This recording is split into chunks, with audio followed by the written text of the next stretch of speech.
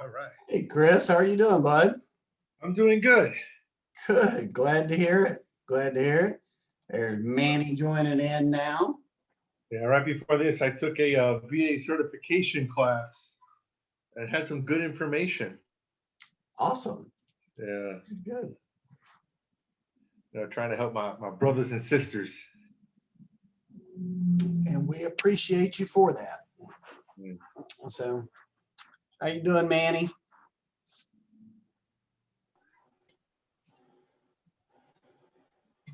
I'm doing great.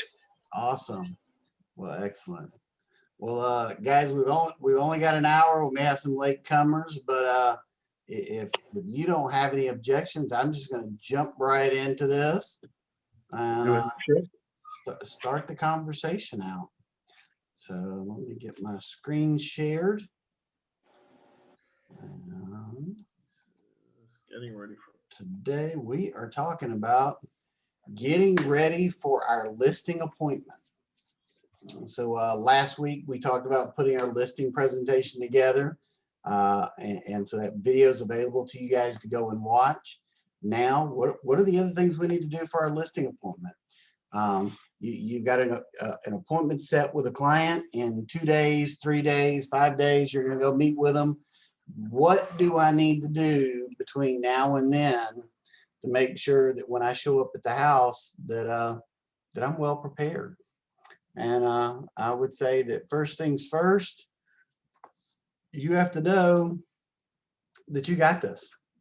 Okay, it's a mindset. If you go into an appointment timid, then you're going to be at a disadvantage already. You've got to go in confident, and you should be confident. You have great support behind you.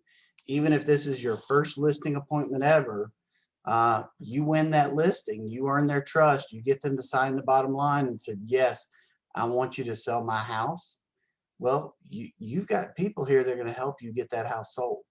Okay, and make sure you know what needs to be done to get that to happen, to help you through the contract process, and get that to the closing table. So, second thing is, I tell you, you've got to be yourself. You be you. Okay, there are hundreds of ways that a listing presentation can go, and you've got to make some decisions on what's your presentation going to look like. Okay, now I can give you some good advice on what I think should happen at a listing presentation, what I think you should do to be prepared for it. But even with that, there's some flexibility, and not every presentation is going to be the same. Give you a good example. I last year sold a few properties for an investor that I'd worked with for a decade. Well, they live in California. I live here. I can't go meet them at the house, right? I can't sit down with them and do a listing presentation. So that whole presentation looks a little bit different. I'm going to visit the house without them, and then I'm coming back and having a conversation with them over the phone or over Zoom. So you do have to have some flexibility in what you do. You're going to have some properties that you're going to sit down to do all your research before you go to that appointment, and you're not going to find any information. There's not going to be a single picture of the property available online. So how can I pull comps? How can I go in prepared for an appointment if I have no idea what the house looks like? You know, it could be purple with pink polka dots, and I don't know. Okay, so just relax and be yourself. Okay, people are going to hire you because they like you.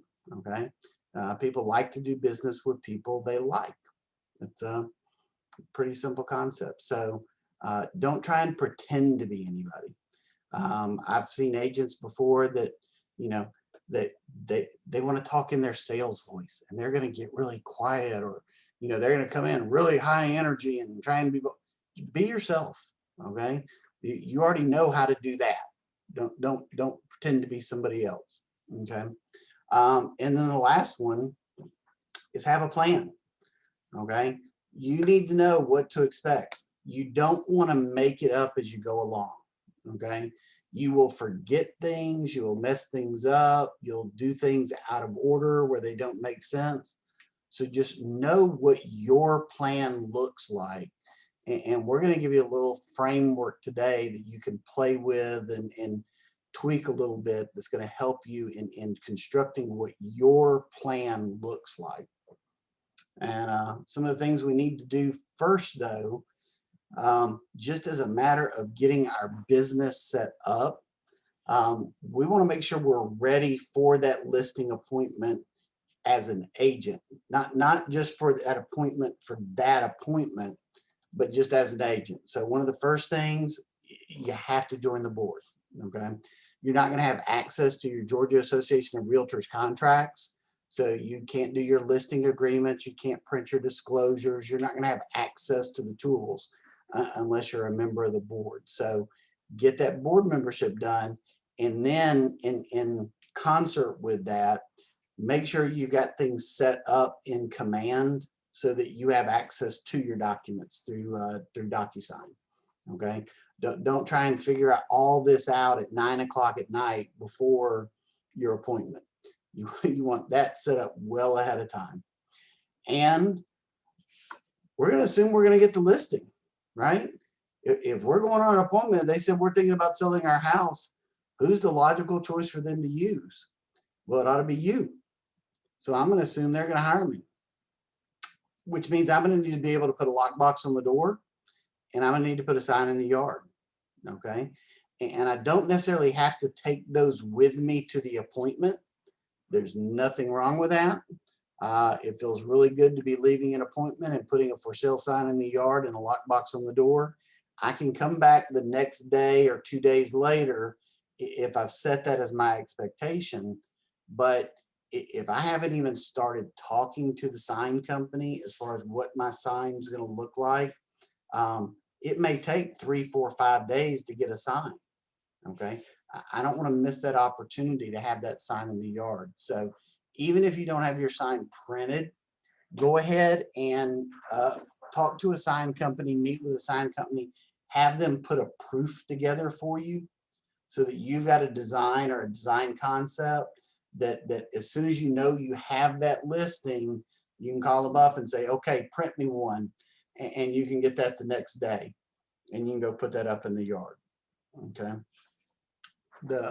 Now that we've got our business set up and we've got the access to the things that we're going to need, well, we want to start getting our stuff together that we're actually going to take with us on that appointment. Okay. And that's going to start with printing out our presentations.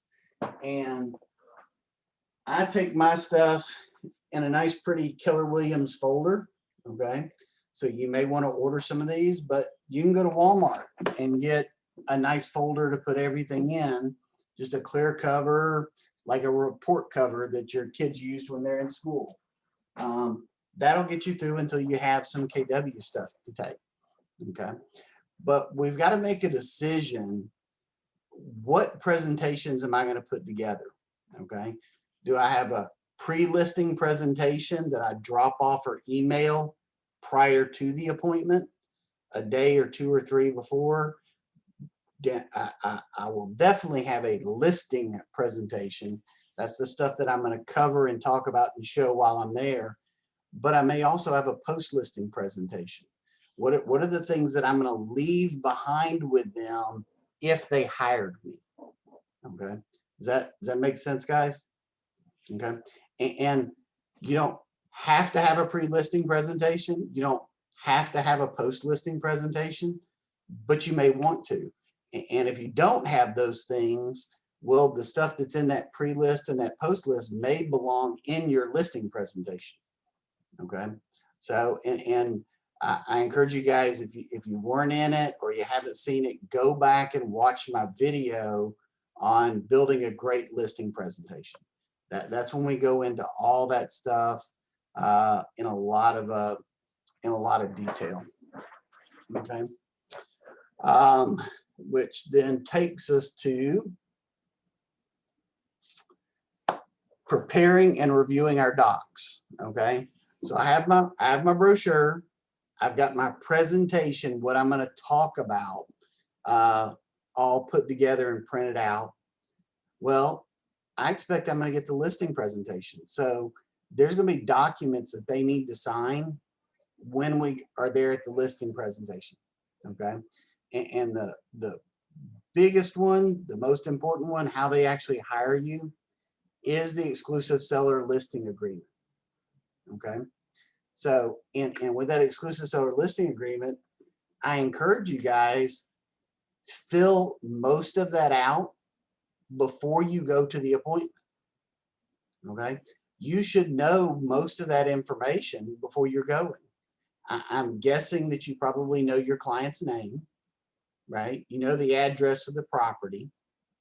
You know your name and your broker information. Okay. What are the only other two things on that agreement? Well, it's what are we going to list the property at? Okay.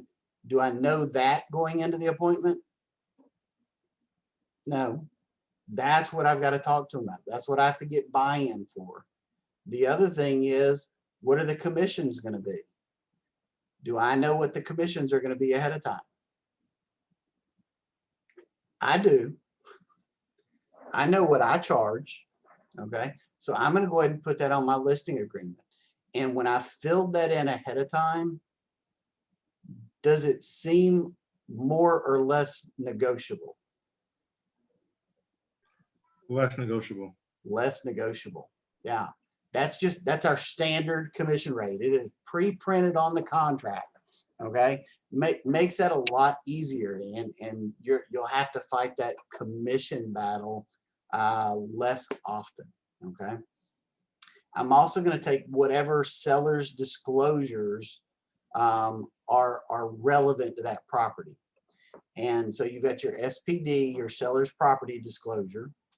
Okay. And we've got two options for that. We've got our standard seller's property disclosure, which is the one I recommend, but there's also the disclosure of latent defects. That's the new form that came out this year. That could be your seller's property disclosure. You have your community association disclosure, or CAD. Okay, that's if the home is in an HOA community, what the seller's going to fill out to say, here's what it's going to cost for the buyer to join, and here's what their annual dues are going to be. Okay, if I know the home's not in an HOA community, I don't need to print and take that. The next one's the LBP, or lead-based paint disclosure. If the home was built before 1978, or any of the fixtures were built before 1978, we're going to need that. And if the house is in an unincorporated DeKalb County, built prior to 1993, we're going to need the DeKalb plumbing disclosure.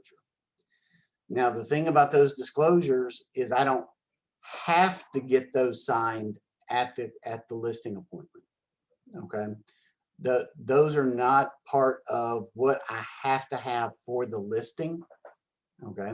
There's only two documents I have to have for the listing agreement that says they hired me, and the dual entry form that we'll talk about in a second, that is the information that goes into the MLS.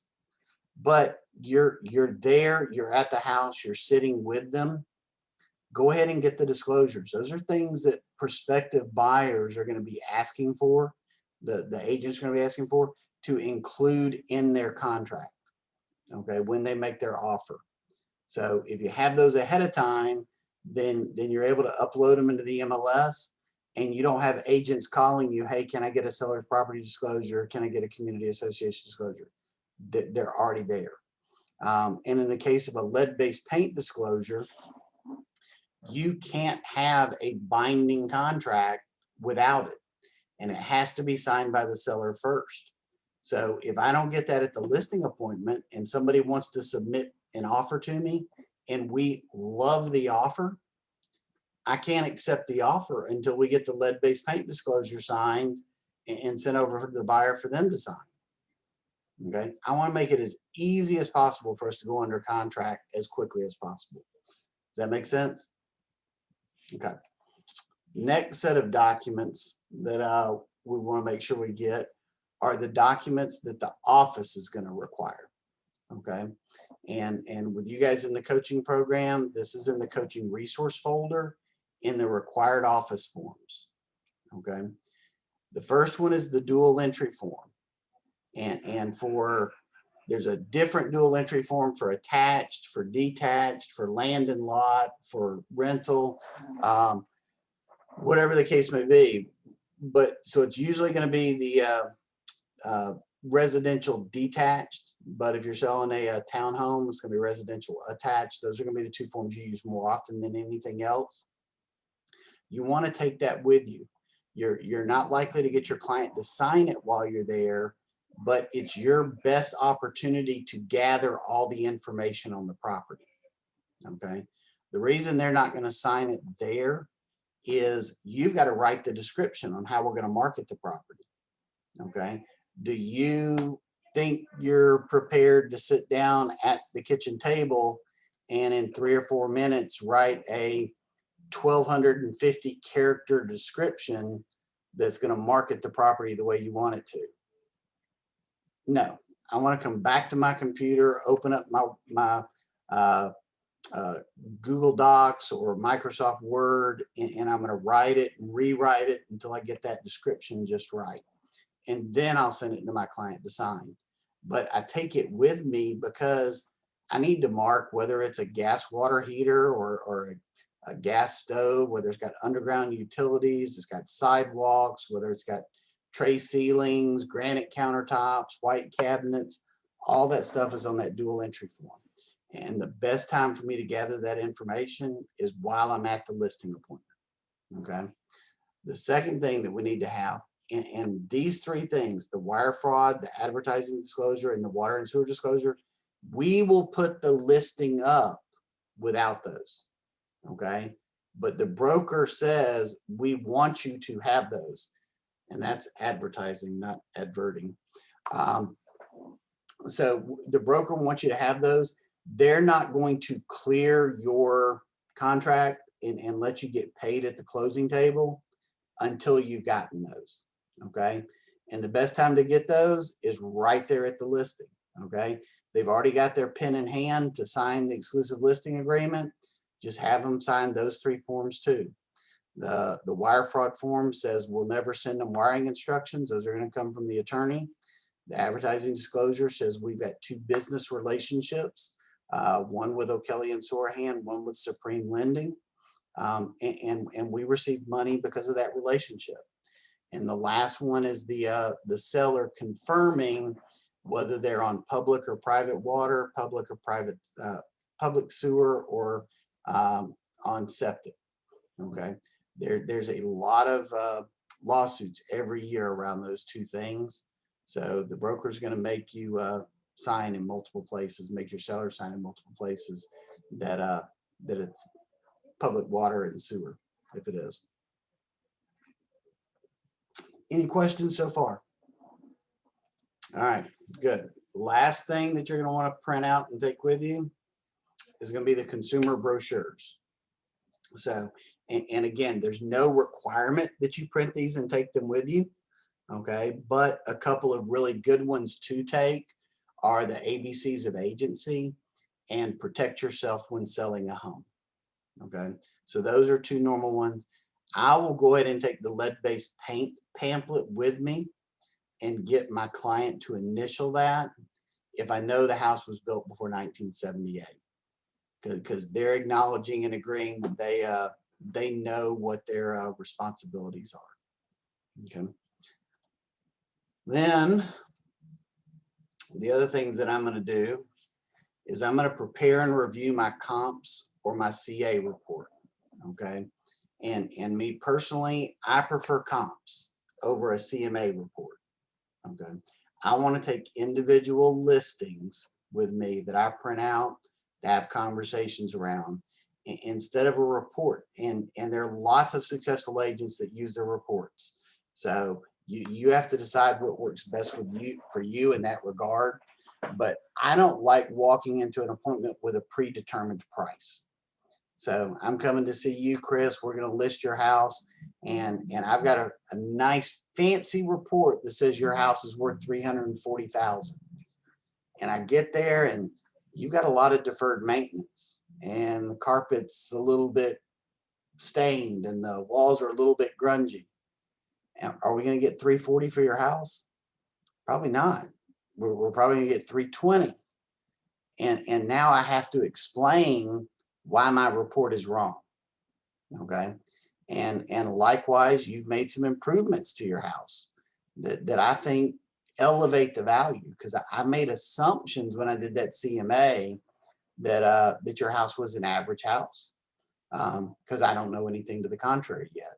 But I get there and the house is immaculate, and you just replaced the roof, and everything is just spot on, looks great. It's going to show like a model home. Well, I thought 340, we may be able to get 355 for it now, maybe even 360. I don't like having that report that gives a different number. So I like to take the individual listings with me so we can have a conversation about what's going on in the marketplace and where do they fit in the marketplace. So I'll walk in an appointment with you, Manny. Your house, I'm thinking in my head, your house is worth 280. Well, I probably have comps that I'm bringing with me that are for 280, 285. I've got a couple for 290, maybe one for 292 and one for 300. Okay. Well, if your house isn't as nice as any of those, when it comes time for us to talk price, we're having a conversation why all of those are nicer than your house, and your house is probably worth 275. If your house is nicer than all of those, we're talking 305 or 310. You know, if your house is average, half of them are less, half of them are more, 290 is where we're supposed to be. It just makes for a really easy conversation, and it's their decision. Okay. And that's so much of an easier way to close. What do you believe the most? The things you discover and decide on your own, or what other people tell you? It's always what you decide on your own, right? So all I want to do is give you the evidence so that you make the same decision that I already made before I came through the door. Okay. Does that make sense? So a couple of things that we want to do with our comps and our CMA. First one is I want to make sure that I've got really good data. Okay. I want to make sure I have enough data points. If I'm walking into a house and I only have one or two comps to compare to, that's not enough information to make an educated decision. I need to find 5 or 6 closely matched properties at a minimum that we can make a comparison with. Okay. The second thing that I want is I want to print those out. Okay.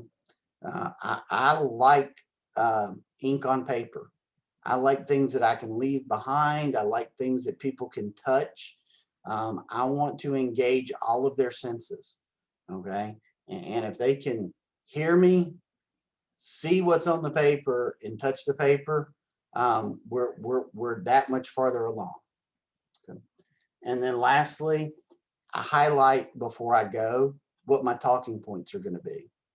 If I've got a house that I'm going to use as one of my comps, and we're going to be having a conversation about it, and it has 300 more square feet than the subject property, I'm going to highlight that so that when I'm sitting there, I'm not having to pull that comp out and be reminded, why did I choose this comp?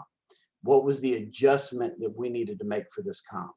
So when I go to describe, you know, a property, I'm going to open up, I'm going to go, you know, Chris, this house has a new roof because it's highlighted.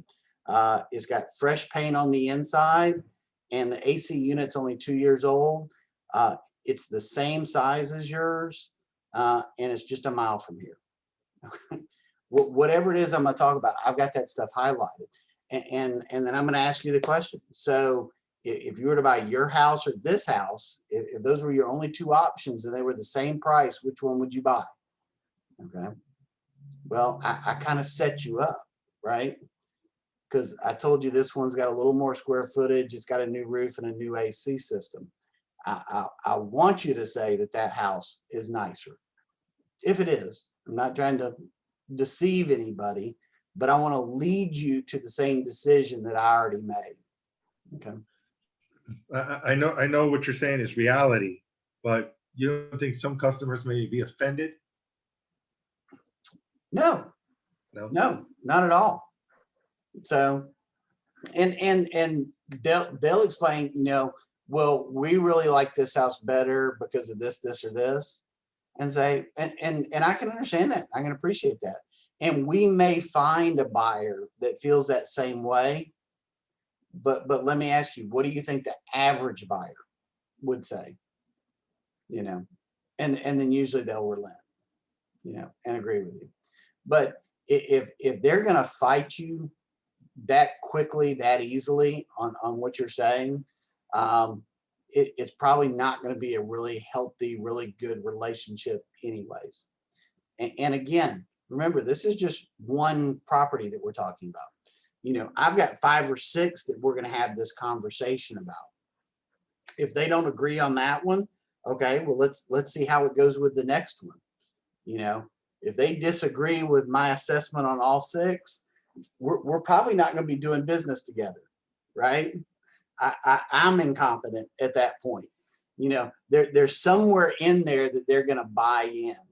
And I ask a lot of checking questions, So if they're fighting me on something like that, and again, don't presuppose that you're going to fail. I want you to prepare for objections. And I love that you're asking that question because you're one slide ahead of us right now.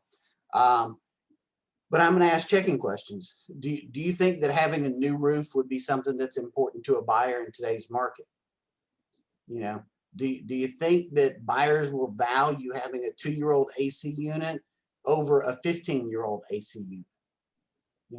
And if they sit there and say yes, yes, yes, so the only logical conclusion then, Chris, is that a house that has all of those things is going to be worth more money than a house that doesn't. Wouldn't you agree? 100%. Really hard for them to say no at that point. Yep, you're right. Yep, you're right. Yep, you're right. Yep, you're right. No, that's the wrong conclusion. You're just not going to have them fight. May not be the answer they want, but they're still going to agree with you. And then they're going to ask you, is there another path? Okay. So if we go through this whole thing, and this is the way your questions will go, we'll have those conversations. And, hey, the market is saying your home's worth less than $250, but it's worth more than $240. With that in mind, where would you like to list your property? And they come back and say, well, we wanted to list it at $270. Okay. Keywords, we wanted, past tense. They were thinking that, I don't give in quite that easily. I say, well, I can appreciate that.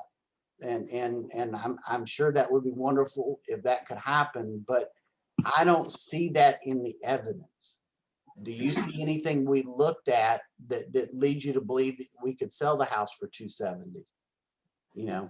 Well, the house down the street, I know that they had it listed for $270 and it just went under contract.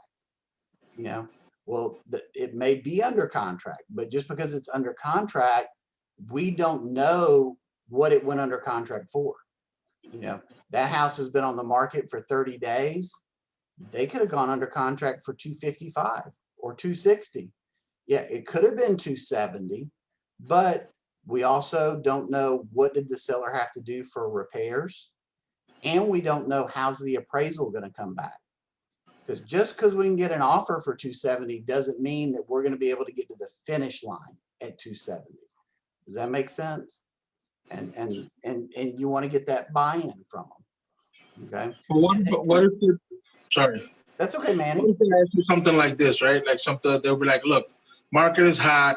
I want to get the top dollar as much as I can. So, let's market it, let's say 280. And then if we have to go down, it won't you know, in a month or so, we'll go down probably $5,000-6,000. Well, Manny, you're right. It is a hot market right now. And that's the reason that I would recommend that we actually list the property at 260. Okay. And let me explain, because that may be a little bit counterintuitive to you. So you want to list high and then have room to negotiate down to 260.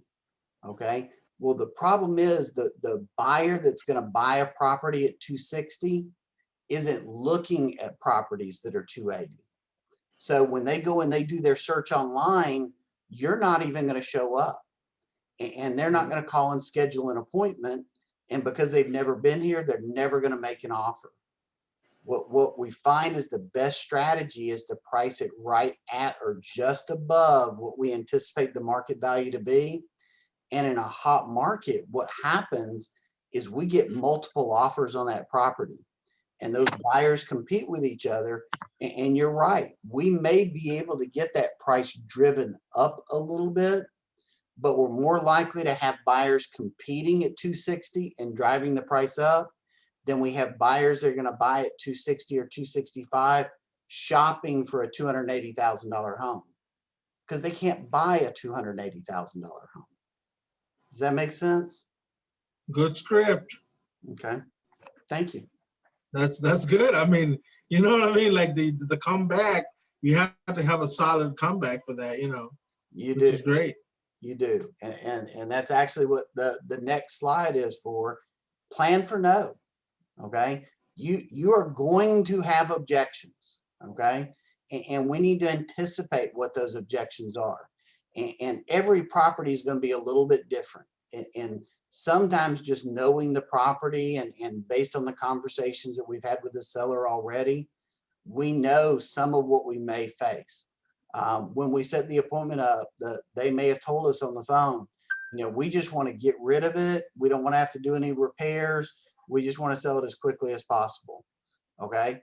Well, I'm going to have one of two objections. If they've told me on that on the phone, well, they can't have both top dollar and not make the improvements. So I'm either going to have the conversation about why we need to price it lower, or I'm going to have a conversation about why they need to make the repairs. And I need to be prepared for those two conversations. Okay. What do you think some of the other objections that you might get at a listing presentation would be? Timing. Timing. Yeah. Okay. That's really good. So I want to wait till the spring when the market is hot. Okay.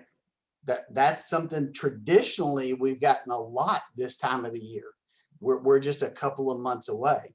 That's one example of a timing issue. Another may be they want to wait till their kids out of school. They may want to wait until they get their new job or get their bonus or their tax money back. There's any number of other ones that you can get. But anticipating I want to wait till the spring is one I would be prepared to have right now.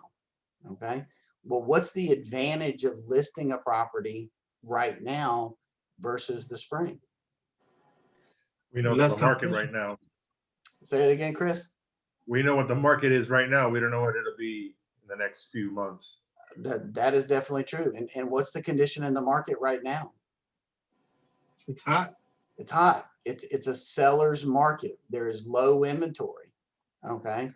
What do we know about buyers in the market right now?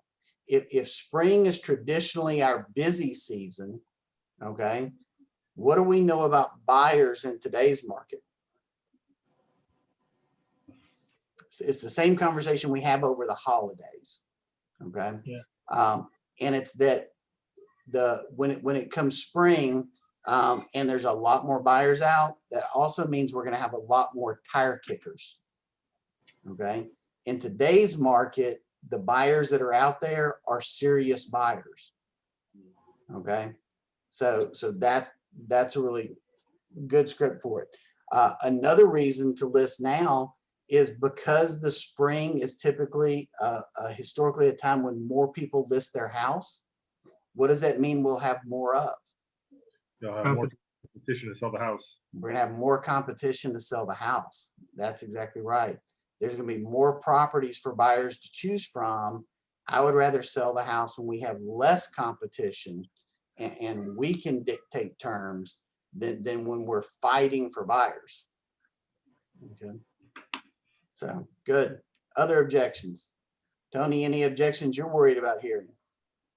One I've heard is I don't want to paint the walls or paint this room right now. I want to wait until later because it's cold or because I just don't want to paint it. Okay, well, and that's got to be paired with a couple of other questions, because it was just that they don't want to paint it, and that's fine. We can sell the home as is, you know. But one of the things to keep in mind, Tony, is when we're wanting to compete in the marketplace, the houses that sell fastest are the houses that are in the best condition, where buyers can move in and not have to worry. That's when we can get top dollar. Okay, we can certainly sell your house without painting and or touching up or changing the colors, but when we do that, you've got to understand that the buyer's going to come in and they're going to put a price tag on that. Okay, and usually the price tag a buyer puts on it is higher than what the actual cost is. They're going to walk in, they're going to go, oh my gosh, it's going to cost $3,000 to paint this house. Okay. Well, what could you get the house painted for? You know, depending on the size of the house, it might be $1,500. You know, you might just need to paint 1 or 2 rooms, which you could do yourself this weekend, and the house would show so much better. But a buyer is going to say $3,000, knock it off the price. Okay. I want it to work best for you. So there's a few different objections to that. Now, if it's I don't want to paint right now because it's cold, you know, well, then we got to have a conversation around, you know, well, are we serious about selling the house now? You know, or are we looking to sell the house, you know, in the summer? You know, if now's your priority, let's go ahead and make those repairs now. Let's go ahead and make arrangements to do that. Okay. Somebody else, what other objections do you think you'll get? Do you think anybody's ever going to ask you if you could cut your commission? Yeah. Yeah. Okay. And we need to be prepared for that. Okay. What's the answer to that? And one of my favorite ones for that is no. Did you have any other questions? That's a great script. Okay. And I've used it before. And the person sitting across from me goes, well, it doesn't hurt to ask, does it? And we both got a good laugh out of it. And then we signed the contract. Okay. So don't be afraid to have that level of confidence. And part of that comes into how you set your presentation up, how you set your value up. Danny Emmett in our office, he does a really good job of, he lists a lot of properties for more than 6% commission. Okay? Wow. But the way his presentation is set up is I give my clients an option on how much they pay me. So I have this plan over here that I do this, this, and this. And for that, I charge 8%. Then I have this plan that I do this, this, and this, and I charge 7%. This one, I charge 6%. Which of those works best for you? Is 5% an option? Is 4% an option? It's not even on the page, right? It's 8, 7, and 6. And he will have a lot of people just pick the middle one because it's the middle one, right? And then I'll obviously have a lot that pick 6 because it's the cheapest. But every once in a while, he'll have somebody that picks the 8, okay? Which is fantastic. But it's built into his presentation. Does that make sense? So, and for me, I don't ever try and charge 7 or 8. Me, it's just 6. And I just stick to the 6 and I defend my 6, you know? And when somebody says, can you cut your commission? I could tell them, as the thing I think that's most important to you when you're asking that question is you want to make sure you maximize how much money you make at the closing table. And the thing that I'm going to tell you is you could probably go find a real estate agent that's willing to cut their commission and charge you 5%. But you're going to get an agent that was willing to give up their money that quickly. How hard are they going to fight for your money? When you hire me, you hire a professional. And my biggest concern is getting you the maximum amount we can get for your property. So I don't cut my commissions. And part of that is all the money that I spend to support my marketing plan, the commissions I have to pay for my broker for the tools and the resources they give me to help get your house sold, and my taxes. And those are things I can't negotiate. And so if I negotiate on what I make, that's just coming out of my family's budget. And that's something I can't afford to do. Does that make sense? You know, that's a really good script. Somebody pushes more, you know, say, well, let me ask you, if you were to go into work tomorrow and your boss told you that he was going to cut your pay by 1/3, would you take that job? Would you keep that job? It's the same way with me. I want to go to work for you. I want to be your employee. I want to come in here and do the best job I can for you, but I can't do that at 2%. Okay. I have to have that 3 because I know I'm worth every penny of it. Okay. So couple of options there. So you've got to figure out what those objections are for you. And then you need to practice what your script's going to be for it. Okay. And that's not necessarily a script out of a book. Okay. Our script books have really good answers to the most common questions. Okay. But go talk to other agents, find out, how do you handle this script? What do you say in this case? And then use your own personality, your own common sense, your own salesmanship to write your script, and just have your answer rehearsed well enough that it sounds natural when you say it. Okay. That it's not stressed and strained. It's not ums and ahs, that it comes across as if you've been doing real estate for 15 years. Okay. How you respond to those objections is going to give them confidence. Okay. Because I want you guys to know, objections aren't necessarily a bad thing. Okay. Oftentimes when they're giving an objection, it's because they're trying to figure out in their head, how do I make this work? How do I make this happen? They want to buy, but they've got this one little doubt that needs to be addressed. Okay. And if you can give them a good answer for it, they're going to be ready to move forward. Okay. So can I ask you a stupid question? There are no such things. So 6% is with our broker's commission and our commission together because we're listing. Well, sorry, That's we're sharing the 3% to the other guy, and we're bingo. keeping the 3, right? Yeah. Now, what if like somebody, okay, what if somebody, a listing agent would, let's say if I'm a buying agent, right? And if I go to the person and remember you in the last one of the meetings we had, you said that, oh, I'm not going to share my, if I'm a listing person or agent, I'm not sharing with the buyer, or I'm only sharing 2% or something like that, you know? So do people do that often, or? Don't remember the conversation that you're referring to.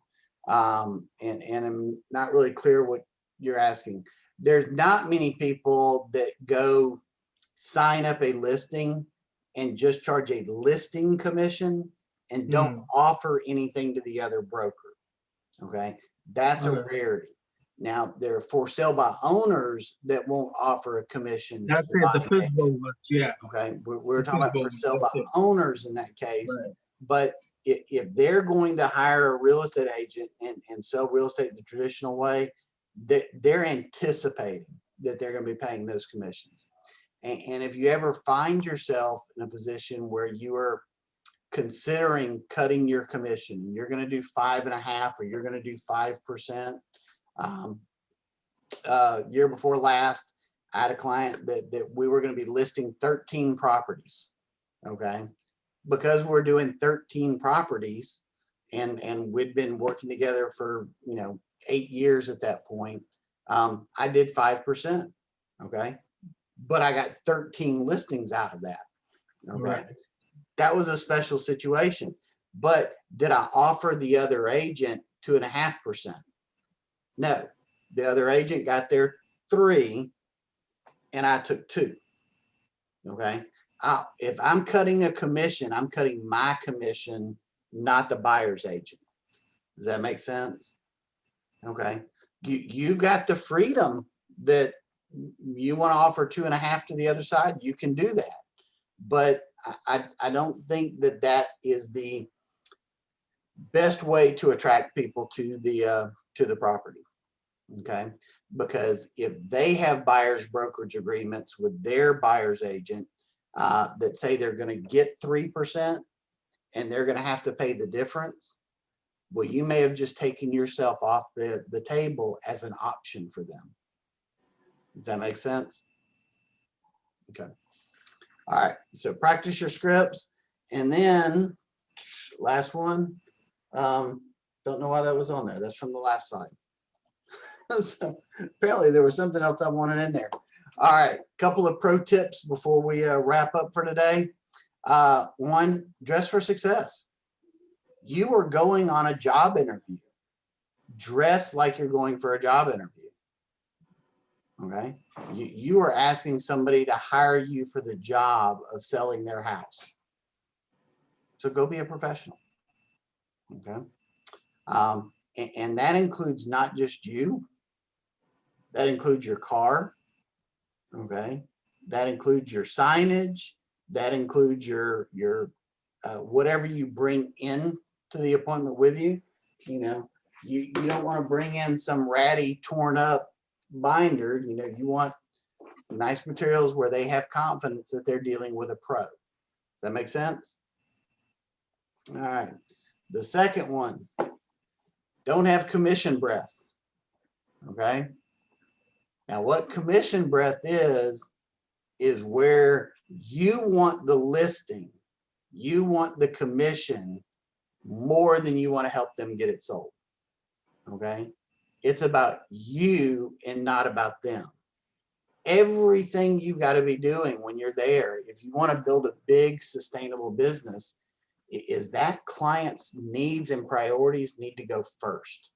Okay. So if January is not the right month to list that property and the right decision for them is to list it in May, great. We're listing it in May. I'm not going to fight and try and convince you that you should be listing it this week. Okay. I got to do the right thing for the client. Okay.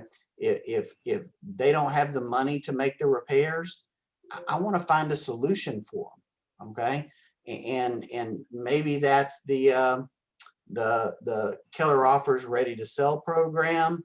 Maybe it's selling the property as is. Maybe it's me trying to connect them with a vendor that I know will let them get paid at the closing table. There's lots of ways to find solutions, but that's what I'm there for, is to find solutions for them, not for me to get a client. If I can find solutions for them, if I can demonstrate and give them confidence that I have the solutions, I'm going to get the client. Okay. Does that make sense? So people smell commission breath. And where it often gets talked about is that agent needs that commission to pay their mortgage, to pay for their car. They need that commission more than the client needs to sell their home. They know that. Don't ever be desperate. Okay. There's always more opportunities. I don't want to say take anything casually. We want to go earn the business. We want to be a professional, but don't be a used car salesman. I mean, I guess that's probably the best comparison I can give to it. All right, and last slide from me, guys. Go ahead and schedule a few practice appointments. Okay, talk to your friends and family and let them know, hey, Tony, I just put together a brand new listing presentation and I need the opportunity to practice it. Would you be willing to set up an appointment with me and let me come present to you as if I were going to sell your house, if I was going to list your house, and let me go through it in just like it was a real appointment? Would you be willing to do that for me? Is that a yes, Tony? Yes. Yes. All right. Very Sorry. good. So I love this idea, guys, for several reasons. One, it gives you practice. Okay, it gives you real role play where you're going to have some judgment on you, right? But it's somebody that you trust. Okay, that's going to forgive you if you stumble a little bit. It's somebody that's going to give you honest feedback. Okay, and then also it's going to give them confidence to refer you. Okay, your friends and family right now, maybe they aren't really comfortable referring you because they don't know what they're getting their other friend into. You know, is Chris really going to be able to take care of them? Is Tony going to be able to take care of them? Well, when you go sit down with that friend and you show them, this is what I do on my listing appointment, now they know exactly what they're setting their friend up for. How confident will they be in referring you at that point? Hopefully pretty good.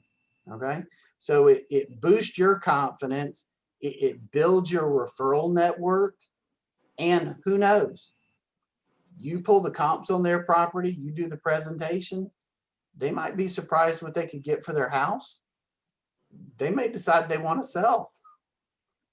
Does that make sense? Okay. Yeah. Good. I did one, and I've actually gotten, they've sent me 2 different names thus far. Plus, That is I awesome. did theirs knowing, yeah, but I also did theirs knowing that they potentially are looking or trying to figure out if they want to list and sell their home. So to find that accurate price, they were a little disappointed in the price, but once I explained why and we went through all the comps, they were satisfied. So it was just, okay, we got some stuff to think about and decide what we want to do. No, that's perfect. And you got 2 But referrals out. they're of it, also the so. Yeah, they're also the people who gave me the feedback about not wanting to paint. And Yeah. guess what they called me for this week? Best paint colors. They asked for a painter. They asked for a painter. Well, no, they asked me for a painter. So No, that's excellent. it Good. works. It shows their trust in you. Well, guys, we've got just a couple minutes left. Does anybody have any questions that that I can answer? Yeah, Trey, on the listing, when you do the appointment, when do you do the walkthrough of the property? As you get there, or? And that will be our next class. But and again, that's one of the personal decisions you have to make, Chris. So on most of my listing appointments, I walk through the property when I get there, but I do it without the client. I will start the appointment and say, you know, hey, Chris, thanks for having me over. I'd love to go ahead and sit down with you in the kitchen if that's possible for us to get started. We go sit down. Hey, thanks for having me out here. Hey, before we get into the presentation and everything, I'd love to get some more information from you about the property. And I brought a seller's disclosure with me. This is a document that if you end up listing with me, that we'll give to buyers, that tells them everything that you know about the property. Where it helps me right now is it tells me everything you know about the property, and it'll help us get to that right price. And what I'd love for you to do is take 10 minutes and work on this. And I'm going to go make 2 laps through the house, one around the inside and one around the outside. Because the first time I would look at it, I want to look at it like a buyer is going to look at the property when they come to visit it. Okay. And then if you want to take me through later and show me the special features and things I might have noticed, that'll be great. But that first time, my preference is always to do it alone. And I have only, in all the listing presentations I've ever done, had one person tell me no. Okay. But again, I'm adaptive. So one of the last appointments that I went to was a vacant house, and I met the owners at the vacant house. Well, there's no place for them to sit and be comfortable and do the listing presentation. We were doing the listing presentation standing in the kitchen at the kitchen counter. So I made the decision, and I knew this going into the appointment, that I was going to do the tour with them, and I was going to leave the appointment and send them home with the seller's property disclosure, because I didn't want them standing there at the counter trying to fill that out, because it's, you know, what, 7 pages long. Does that make sense? Yes. Okay. Thank But there are other agents that always start their appointment with the home tour, because they like, more than they like getting that information or establishing control in the appointment, which is part of my strategy, you know, they want to cultivate the relationship a little bit more. So they want a chance to have that conversation and everything. Whereas me, I'm more concerned about the house and figuring out what the value of the house is, so that when we sit down, I give them the best advice possible. And if I've got them with me, to be quite honest, they're a distraction. They're trying to talk to me while I'm trying to notice every little issue or problem or highlight of the house.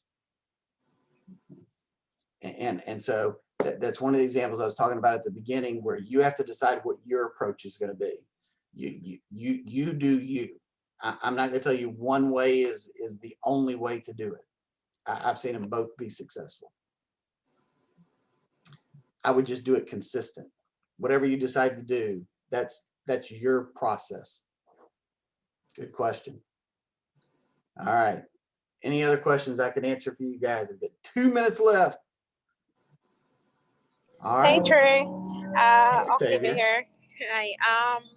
Wanted to ask a quick question. I wasn't here for the entire meeting. I'm not sure if you went over it already, but if you're doing a listing presentation, Yeah. would you want to do a comparative market analysis before you go to the home, or just an estimate?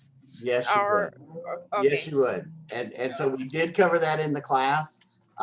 So I will, this is being recorded, Octavia. Yes. And in the next day, I will put this up on the YouTube channel, Okay. and you can go back and watch it. Okay. Thank you. That sound good? That sounds great. All right, guys. Y'all have a fantastic afternoon. Call me, text me, email me if you need me, okay? Okay. Bye. Thank you. You're welcome. Trey. Yes.